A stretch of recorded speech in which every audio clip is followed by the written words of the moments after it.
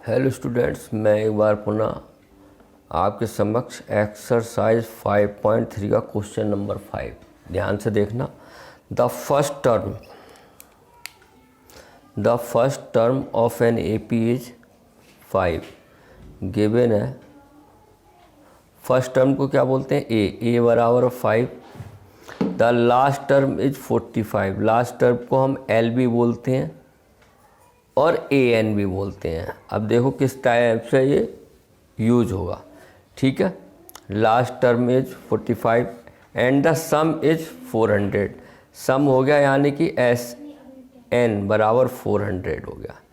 ठीक है, find the number of terms यानी कि हमें एन निकालना है and the common difference D निकालना है। अब प्यारे बच्चों ध्यान से देखना क्वेश्चन।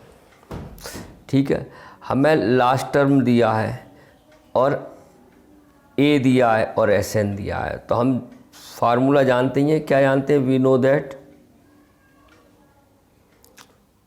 क्या जानते हैं?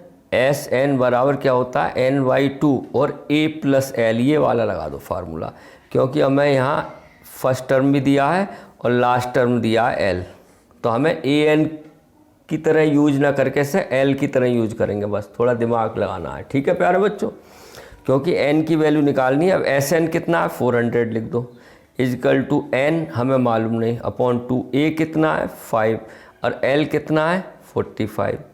2 कहाँ जाएगा? मल्टीप्लाई में, तो ये हो गया 800 इजकल टू 50n। क्लियर है?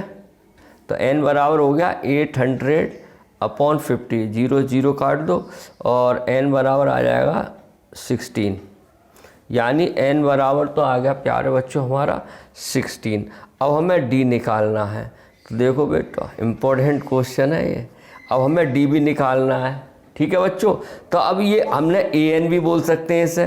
an बराबर कितना हमारा? 45 ही तो है।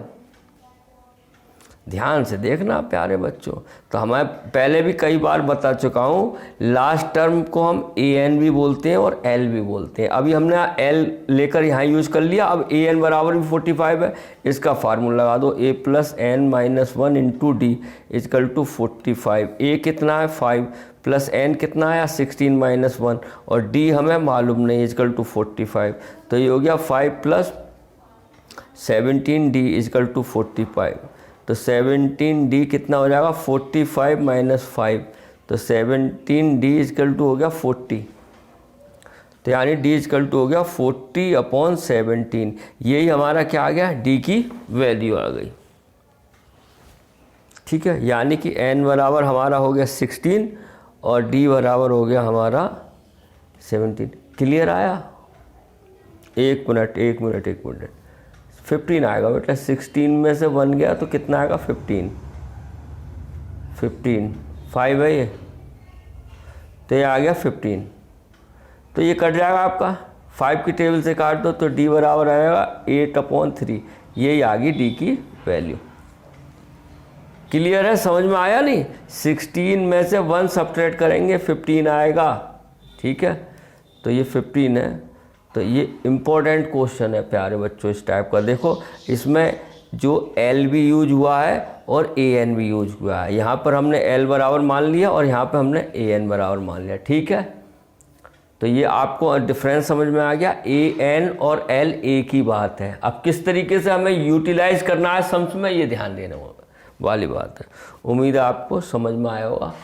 फिर मिलते हैं नेक्स्ट वीडियो में। Have a nice day.